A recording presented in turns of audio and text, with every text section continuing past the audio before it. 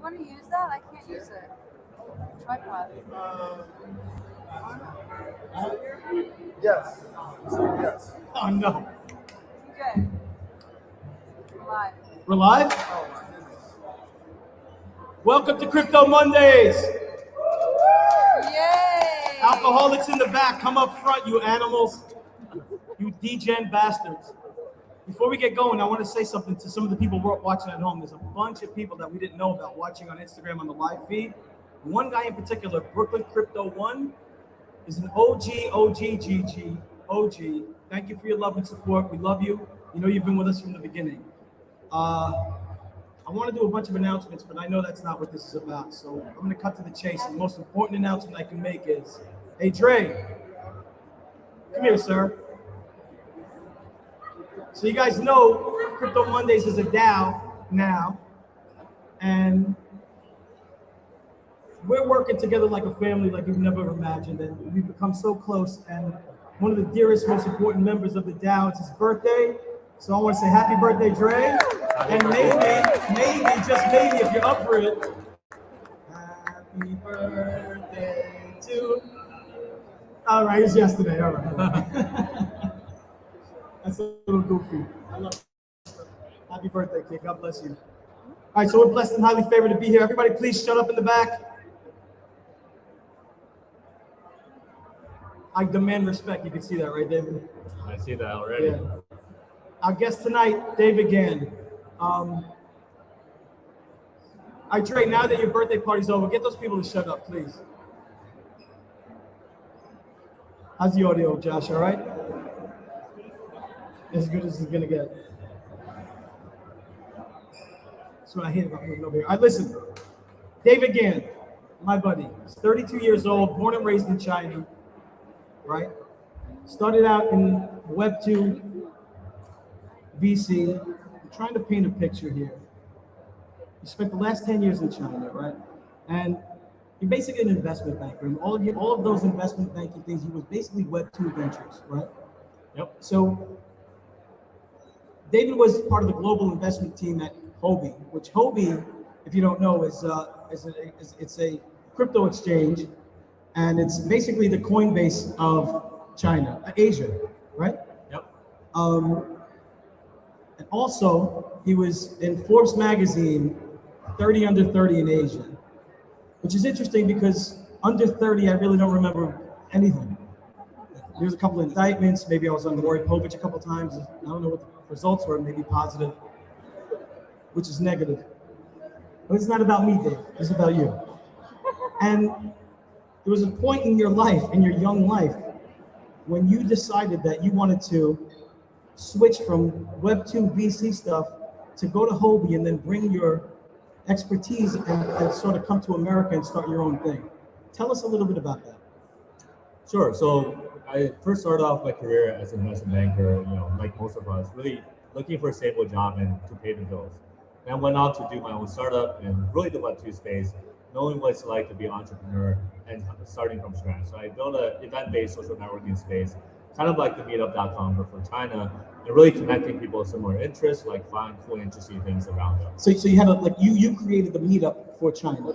Not as big as meetup here in the US, but still it's significant. Yeah. So we sold off the company 2016 and really was found myself in a position where I needed to figure out what to do next, right? And myself, having many hobbies growing up, really enjoyed playing poker, also was the first generation immigrant to the US and had a lot of problems moving money across borders and also being able to really transact at a global scale, right? So crypto was really an advent of helping to facilitate international investments, but also at the same time, giving more power back to the people and in a very sort of decentralized way. So looking around in 2016, really learned about the space, participated myself as a retail investor, invested in a bunch of ICO, but also very much into Bitcoin and Ethereum as well. What year is this? When you 2016. 2016. Right. Yeah. So and you're how old are you at that? 26. 26. So so I mean, when the market really started to crash down in 2018, really tried to look for a more institutional way to invest, honing my skills in the crypto native way, and also like build my connections. I look around, there wasn't as many established businesses at the time. In 2018, a lot of it was like very underdeveloped projects, a lot of really highly overhyped ICOs, and the only really meaningful business model was really the exchanges, right, where people can essentially provide really retail-facing access for people to buy and sell cryptocurrency. Right, and I would imagine from your mindset, that's a great business model because whether the market's up or down, people are buying and selling, you're taking a piece of the exchange and that's it, the transaction, and you're making money. I always think that that's a brilliant business model. Regardless of what the market is doing, you guys are making money. Yeah, exactly. And again, like as an exchange, I ran global strategy, investments, incubation. But by the way, man, Hobie is not just an exchange. Yes, it's gigantic. How many users are on Hobie? So it's been almost the longest running exchange. So it was founded back in 2013. I had spent the exchange from, I guess, a period of like 2015 all the way up until 2018.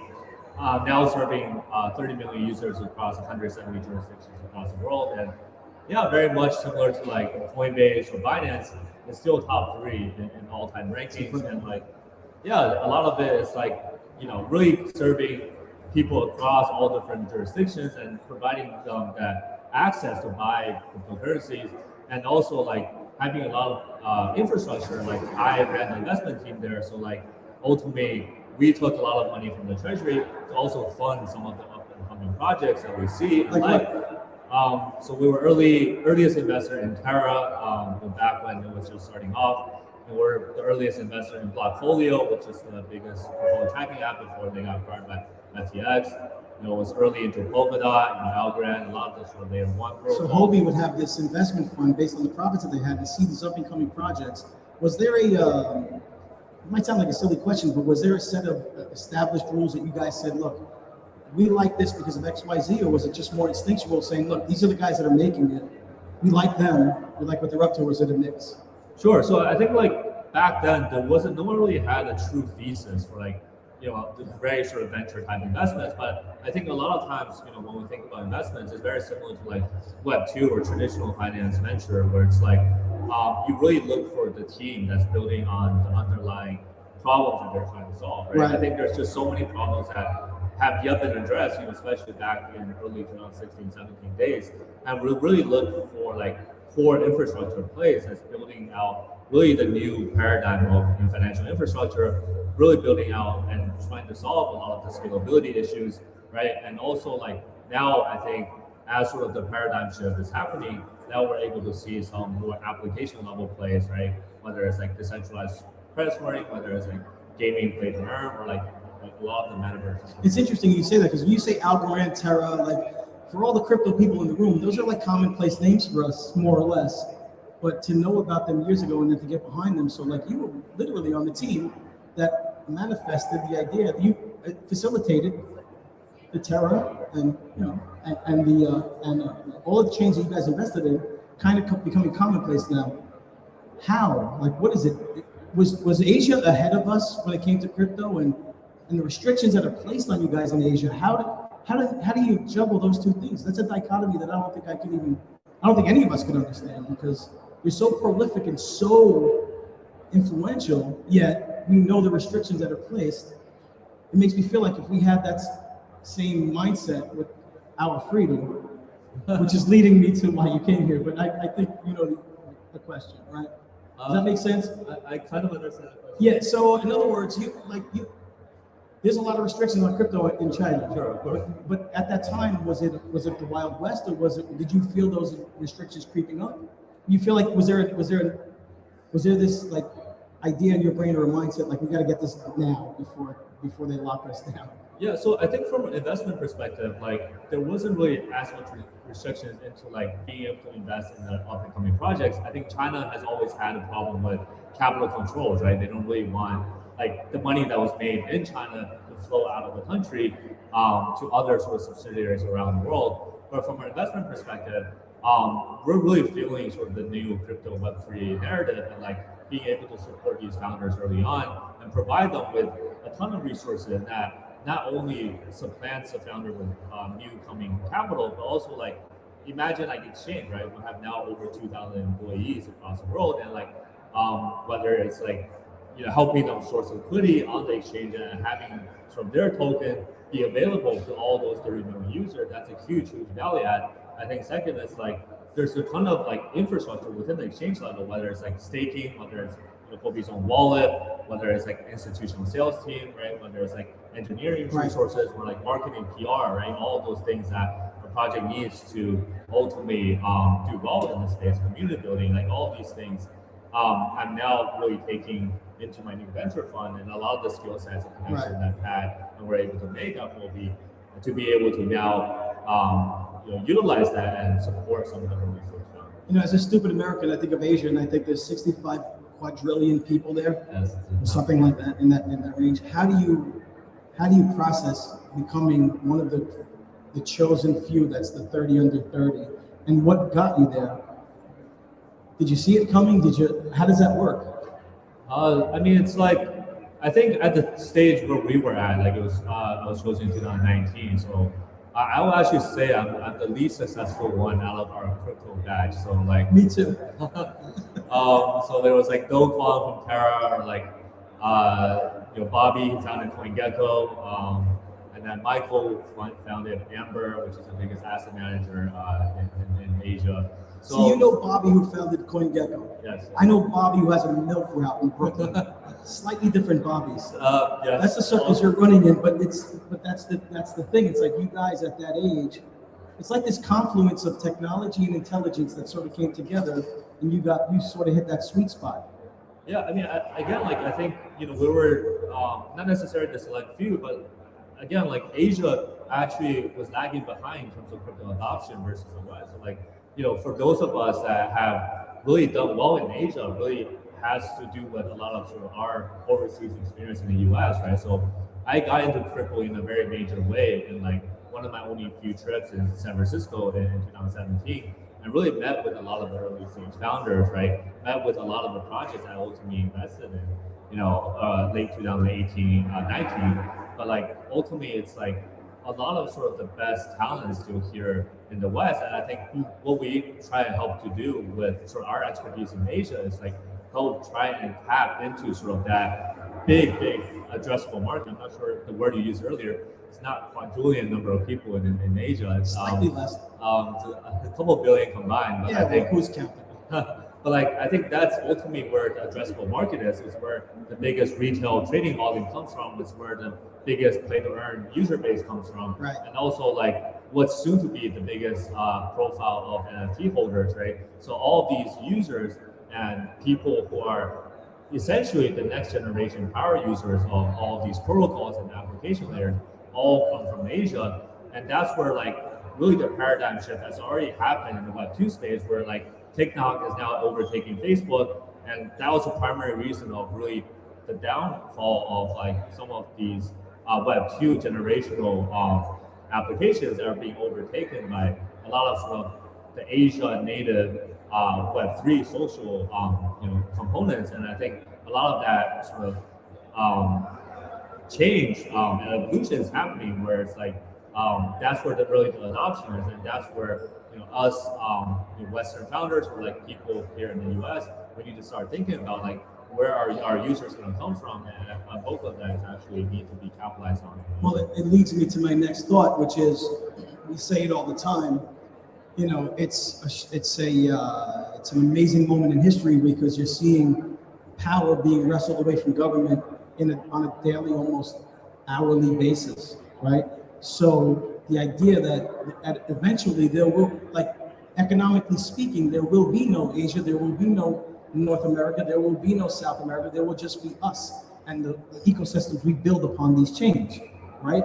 And I kind of believe, and I'm assuming this, but your mindset in coming to America to do what you're doing now, which is people tell people about OP crypto, and forgive me if I'm wrong, but I'm assuming that it's the whole Web3 application, the whole Web3 ecosystem that sort of was the inspiration of you coming here and doing what you're doing now. Yeah, so like, when I was thinking about coming, like, I really saw opportunity, and that's what OP stands for. It's the name of my new crypto fund. It's opportunistic, it's operational, and also like very open and transparent in what we're doing here as a fund that's fairly young in its life cycle. But I'm here to fill a void where it's like there's no other, I guess, Chinese-born native, the sort of crypto native in Asia that's here in the U.S. markets, and I really want to be instrumental in helping projects here on the Western market really go to market in Asia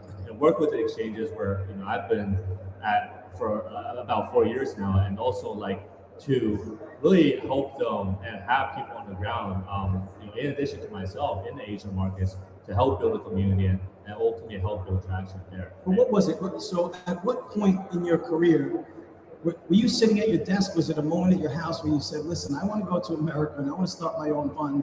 When you talk about starting a fund, a VC crypto fund, it's millions and millions of dollars. It's not like you get 100,000 from your uncle and you go start the fund. It's literally 100 million, 50, 60, it's millions of dollars. So how does a guy in your position, is it just that those numbers just become commonplace to you guys? And it's like, look, I know this guy and that guy, and do you seek them or do they seek you? Yeah. So, I mean, it's a combination of everything, but like what really instigated me was like, not even myself, right? It's really like some of my earliest investors of the fund, they committed before I even actually left my prior firm, right? So, what do you mean? Who committed? So, did you have a conversation? I hope you don't mind. Yeah. I like to get very detailed specific because there's a lot of creators and a lot of people in here that want to do the things that you're doing on many different levels. But also as myself as an entrepreneur and a guy who knows that more or less how to put a deal together, I know it starts with the impetus is that conversation, that phone call, that idea that I know Abby and Abby's an investor and Abby has XYZ. How does Abby call me and say, I want to give you 20 million? Or do you call him? Like, you know what I mean? What's the nuts and bolts of that?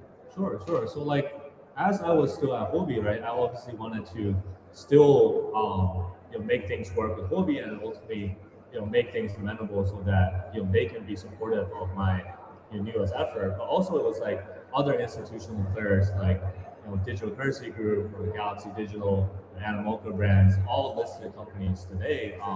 They're all early backers and anchors of the fund, and I think a lot of those conversations were had even before I decided to leave. How did the conversation start? Is my point. Like you guys are like, yo, bro, you gotta go do your own thing. Thank you. That's what I want to do. That's what I'm talking about. Yeah, and it saddens me to leave. Hobie, obviously they're still very much in good hands, but I think ultimately, like I can't keep dragging my feet, and I think this is the opportunity of a lifetime. And I Listen, think that's how business is done. Like even from my generation to yours, it's always that moment where you're like, dude, my past life, I was a developer. I put buildings up in Manhattan, and there was that moment where one guy was like, your boss is an asshole. What are you doing? Do your own thing. And then I went home and went, yeah, I know all the people to do the thing. So it translates to almost any business. But even like what we're talking about here is so much more influential and world-changing that it's almost mind-boggling that it's the same concept almost. You literally said that somebody was like, bro, when are you going to do your own thing? And that's the impetus, right? Did you go home that night or was it instantaneous? You were like, yeah, I'll start now. Yeah, no, I think it ultimately, like, I have to be respectful of my priming. My boss is by no means an asshole. Right. He was super supportive. My boss was. So yeah, ultimately, like, all these conversations and people pushing me to do my own thing. It's like, actually, like 3.5 years which I spent at Hobie, it's in crypto. It's like almost like a lifetime. Yeah. At one institution where you see people hopping on every other month. But I think like obviously was respectful for my prior employer and also like for all of the sort of work they've put towards and giving me all the resources for me to be who I am today. So ultimately I had to finalize things with them, make sure they invested in the fund and got a stake in what I was doing, and ultimately make it still a very good working relationship with them. And also obviously took care of things in China before finally packing up my bags and coming here to the US to like set up everything in a very institutional David, I have a crazy question. It might be unrelated. Tell me if I'm out of my mind. But when I think about Coinbase and Gemini and Hobie and all these exchanges, when I sell a Bitcoin on Hobie, it's immediately done. Is there a stockpile of, but like, is it Coinbase, Gemini, and Huobi and people like that have the most amount of Bitcoins on reserve? How do those transactions happen so quickly? Because we always hear about how scarce Bitcoin is, but if I sell 50 Bitcoin on Huobi, it's immediate. How do they facilitate that? Is it available, or is it what is that? So I mean, like Huobi is not actually directly selling Bitcoin from the treasury, but like Huobi does have a major treasury, in the high billions, just sitting in its balance sheet in case something goes wrong. It's a lot like and I think Huobi is one of the only exchanges that hasn't had a major hack in any sort of its founding history.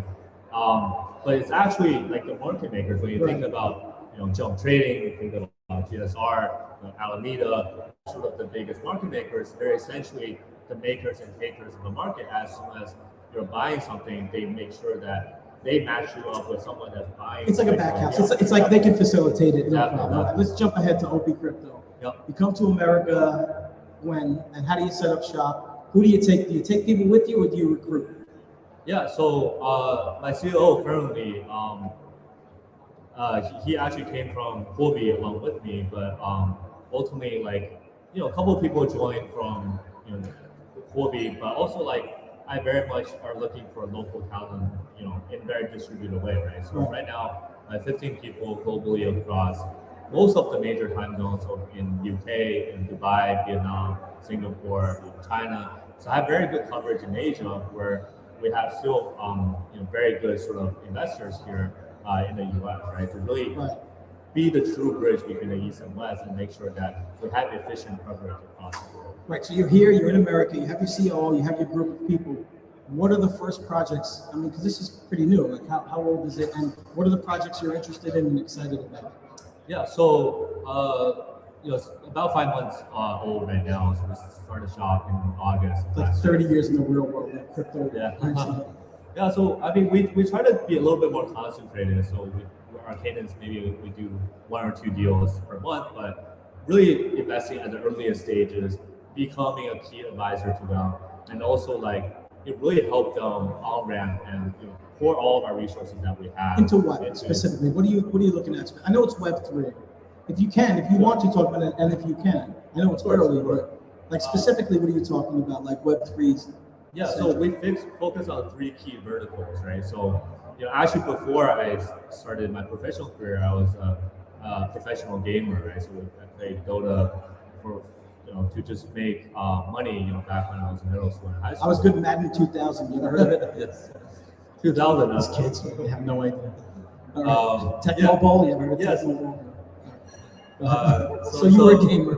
I was a gamer, so I was very early on in sort of the play to earn, gaming space. So one of our earliest investments in Americircle was, at that time, one of sort of the up and coming guilds next to the YGGs of the world, and then they really take an approach where they really high value sort of user quality and customer experience, and really set up their own guilds individually.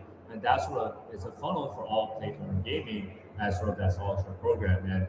And now they're listed on Binance and a lot of the major crypto exchanges, and now it's trading at over billions of dollars in market cap. But so we're very big on sort of the play to earn gaming side of things, given my prior gaming experience, and also very big on like the whole DAO infrastructure, social tokens, creator economy concept, where I created a social network myself in China, so we really understand like how to scale up, how to bring users, and how to like really find product market fit in this space. So is that the idea? The idea is that Web3 will replace all the Web2 stuff, meaning that there will be a TikTok for Web3, there will be a YouTube for Web3. Is that the idea? Because I know at our level, we always talk about that. Like when we talk big, we always say like eventually you own everything. You don't have to fill out a form, give us your email, what zip code, we don't know your IP address. Is that the idea, and is that what excites you about Web3, that freedom and that next level of ownership? Yeah, I think one is ownership, and another thing is like really about like how does early power users of a network or protocol be motivated and incentivized to contribute as much as they can. When you think about early users of Facebook, early users of Uber, Lyft, they had no upside in really being sort of and helping sort of these very, very much big established It was a social service. networks It was a service, right? today. Yeah. But when you think about like the guy that painted a wall for Facebook, he has some Facebook options and now is a multimillionaire off of those like options that they were paid to them because they couldn't afford to actually, pay anyone salary. So like a lot of this is like you giving more ownership, more upside, and more economics back to the end user in a very sort of crypto and Web3 native way. It very much motivates these people to contribute as much as they can as sort of early contributors, and they in return will be very much incentivized and benefits from sort of that early adoption. So all of those sort of now existing Web2 economies or social networks will all have that power tax coming from Web3 economies where everyone and all is owned by the community rather than one single centralized entity. Yeah, I remember the first time I saw Jack from Twitter speaking out about Web3. I said, I love Web3. I was like, because this is so flies in the face of the business model. You can be altruistic and whatever you think you are, but like Web2 guys, no fault, but it's business and it's about profit. What do you think and how do you feel like the next 5 to 10 years looks like? Web3 speaking, like what would you love to see happen? I think I know the answer, but like as it pertains to what you guys are doing. Yeah, so I think it's like how you choose to spend your time will be vastly different in Web3 than in Web2, right? So when you think about in Web2, as soon as you graduate from college, you have to lock yourself in a career path for a couple of years before you actually decide what you can actually do. I think in the Web3 very native way, it's like you can choose to how you spend your day, whether you want to ship some code in the protocol, whether you want to write a couple articles and contribute as a reporter or writer. You get instant gratification and also like instant sort of ownership into what you're contributing to the cause. And I think ultimately you no longer have to lock yourself in one sort of job for a long extended amount of time. You can pick and choose where you want to take your talents and do multiple things that interest you and you're passionate about, but also be at the same time know that you're going to be compensated for it and you have a lot of upside if this thing ultimately succeeds. And the biggest challenge I have is multi-chain Mike and I talked about this on the podcast, like it's onboarding people that don't understand what you're saying. It's cool because I know we're in a room full of people that just understand what you're saying more or less, but there are people that don't even, we can't even get them to get a wallet. Sure. Andy. So our challenge, I think, as crypto people is, like right now, look, Bitcoin's 43,000, ETH's 3,100, Cardano's 1,200, blah, blah, blah, blah, blah. AVAX is up, right? Now, 1 week ago, I was getting 1,000 text messages about what's going on, the world's falling apart, the Fed is killing us, this is the government's, and now fast forward and it's like, you're the greatest, I'm so glad I bought that, you're a genius. How do we get people away from the idea that, look, this isn't the stock market, these aren't stocks, these are currencies, and we're changing, not we, I say we, because I'm whatever, but I obviously never made a blockchain. My point is that as cryptocurrency people, we're changing the world. Like this is not about the ups and downs of what you're making on a coin. This is about like 20 years from now when governments have a problem separating us, making us hate each other, relying on conflict. Like those days might be over soon, and it's because of this. Is that too altruistic, or do you agree with that? So I think it's like how people can really learn more about a space. First, I think to address the first question is like, right.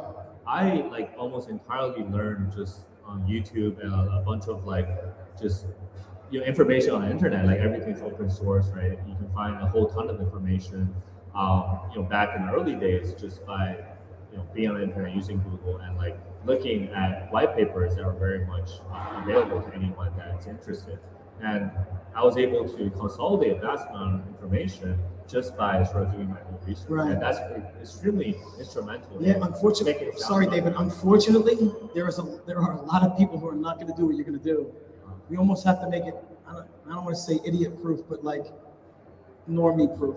Like we have to, like that's the challenge. I think if somebody somewhere can devise a system where it's normie proof, where I knew somebody recently who said, I accept crypto in my business now. And I said, great, what do you accept? And they said USDC, USD something. I was like, you don't, that's what? You accept everything. You have a wallet? Yeah, you accept everything. And so they didn't, like the person didn't really understand that. And it's a very smart, brilliant person. So we have to almost make it normie proof. Sure, I think ultimately it's like how you can learn best. It's like if you have skin in the game, right? So Yeah. whether it's like collecting a co-op or it's like collecting and getting free giveaways from a lot of the participating in a lot of sort of the token sales, but also just like using your own capital to start buying Bitcoin, start buying Ethereum. Once you have sort of that skin in the game, you'll be able to learn and like be able to incentivize to ultimately find out more about the projects. I forgot about my second question, but I knew it was in there because I got so passionate about it. Should we open it up for questions? What do you think, Naomi? All right. What do you think? Sure. So I know there's a lot of people here who came for questions. And look, how do we do this, Josh? You want to bring the microphone down? All right, take mine. A lot of people came to ask questions. Before I let this microphone go, I want to tell you that I'm the biggest supporter of Choctaw Jewelry, ladies and gentlemen. Go see Melody. This is a dead fish. Oh, the co-op. I didn't even talk about that. Listen, come and see Abby. We have a co-op now for the last 4 weeks. You guys know what a co-op is. It's proof of attendance protocol. It's another way for crypto idiots to be goofy. Just go scan it.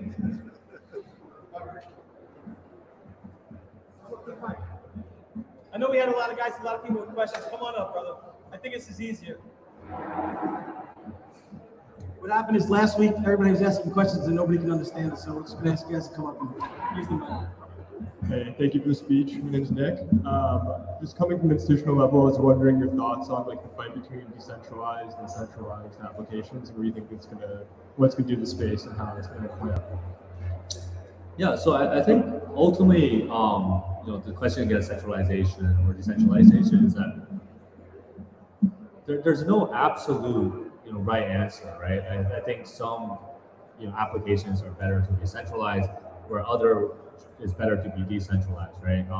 As you think about, there's always like pitfalls to everything, right? When you're looking at decentralized exchange, even though there's a much more transparent order book where people know that, they're not getting front run by their institutions, but if you lose your funds, somehow, like you're never going to be able to recover it versus like a centralized entity like Huobi or Coinbase, right? There's like customer support where you can contact and file a ticket and ultimately know that there's some insurance behind, your own liabilities. I think before like people understand crypto in a very sort of Web3 native way, there should still be some centralized insurance or backup plan that you can really have people really manage sort of your own mistakes, but also like take custody of your assets in a way where it's much more institutional focused, and also like some people are not ready to custody their keys, nor are they ready to really have sort of that Web3 native ownership. And for a vast majority of people, that's going to come over time. And I think the cadence is that it will eventually be more and more decentralized, but right now there's still some good in sort of centralized. Awesome. Who else? I know we had a couple questions back there. Ahmed. Some of the guys. Anybody else? Let's get it. All right, listen, man. Dave, you're going to be here for the duration, right? I think it's better if people just approach you in person and come up and do this. I want to thank you so much for your time, and thank you for being here. Tell us the website where to find you if you want to be found. And then that's it, man. Let's go have a few drinks and hang out a little bit. Yeah, sure. So just recently started Twitter. Twitter was banned in China, so I have a very low follower account. So it'd be great if some of you guys follow us. We do our own research. We send our own research reports on many different new verticals that we're looking at. And we publish, we'll host events every now and then. We just got a pretty dope event space in Chelsea. So we'd love for you guys to come, show up, and hang out with some of our up and coming events. So the Twitter handle is David GAN 1818. And then, yeah, the website is op crypto.vc. Thank you, David. Thank you for coming.